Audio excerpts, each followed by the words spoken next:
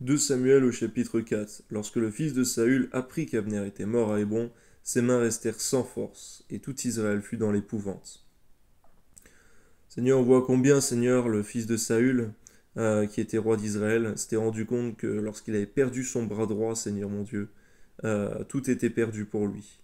À combien, Seigneur mon Dieu, le bras droit d'un roi est important, Seigneur. Que ton nom soit béni, Seigneur mon Dieu. Donne-nous de ne pas négliger cela. Amen.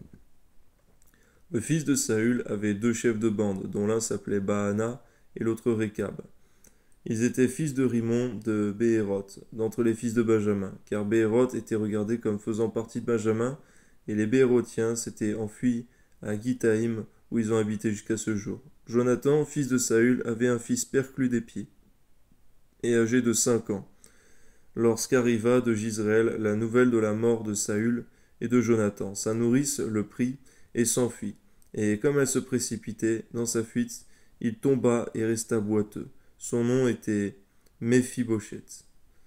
Nous prendre soin des petits-enfants, Seigneur, fin, Seigneur mon Dieu, qui ne deviennent point, Seigneur, perclus des pieds comme Méphibosheth, Seigneur mon Dieu, ou handicapés à vie. Amen. Or, les fils de Rimon de Béhéroth, Récab et Baana se rendirent pendant la chaleur du jour à la maison d'Ishbosheth qui était couché pour son repos de midi. Ils pénétrèrent jusqu'au milieu de la maison, comme pour prendre du froment, et ils le frappèrent au ventre. Puis Récab et Baana, son frère, se sauvèrent. Ils entrèrent donc dans la maison pendant qu'il reposait sur son lit dans sa chambre à coucher.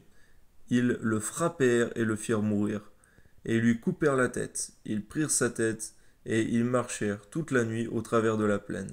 Ils apportèrent la tête d'Ishbosheth à David dans Hébron et dirent au roi, voici la tête d'Ishbosheth, fils de Saül, ton ennemi, qui en voulait à ta vie.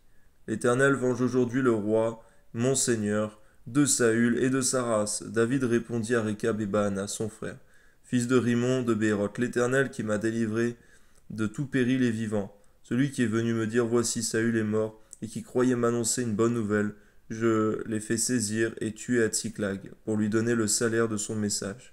Et quand des méchants ont assassiné un homme juste, dans sa maison et sur sa couche, combien plus ne demanderai-je pas son sang de vos mains, et ne vous exterminerai-je pas de la terre? Et David ordonna à ces gens de les tuer. Ils leur coupèrent les mains et les pieds, et les pendirent au bord de l'étang d'Hébron. Ils prirent ensuite la tête d'Ishbosheth et l'enterrèrent dans le sépulcre d'Abner à Héron. Seigneur, on voit à quel point, Seigneur mon Dieu, ces 2 hommes pensaient bien faire, Seigneur, mais ils ont péché, Seigneur.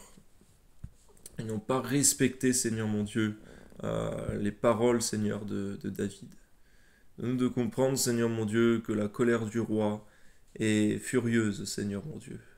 Nous ne devons pas faire ce qui nous plaît, Seigneur mon Dieu, lorsqu'il prend une décision. Que ton nom soit béni, Père, au nom de Jésus. Amen.